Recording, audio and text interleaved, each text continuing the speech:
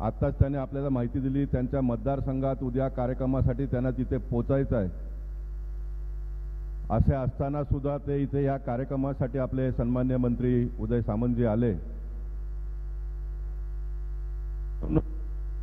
प्रकाशदादांचा महाराष्ट्र सरकारमध्ये किती दबदबा आहे हे आपल्याला त्याच्यातून जाणवतोय।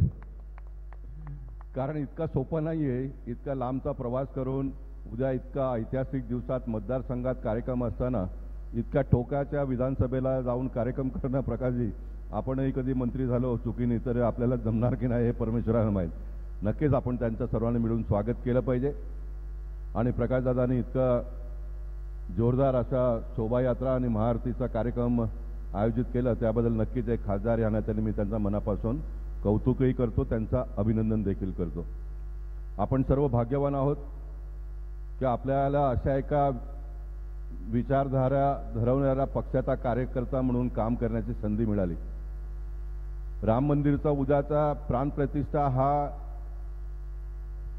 किती मोठा कार्यक्रम आहे हे आपल्याला येणाऱ्या काळात कळेल।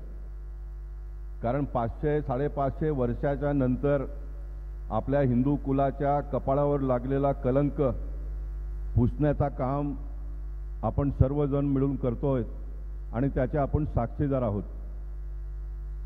100 वर्षात 5 पिढी जन्माला ते असं म्हणतात, तर 550 वर्षात किती पिढी खपली, म्हणजे आपले बाप दादा परदादे परदादे असे सर्व होऊन त्यांच्या जीवनात हे दिवस त्यांना पाहता आला नाही, ते दिवस आपल्याला पाहायला मिळतं।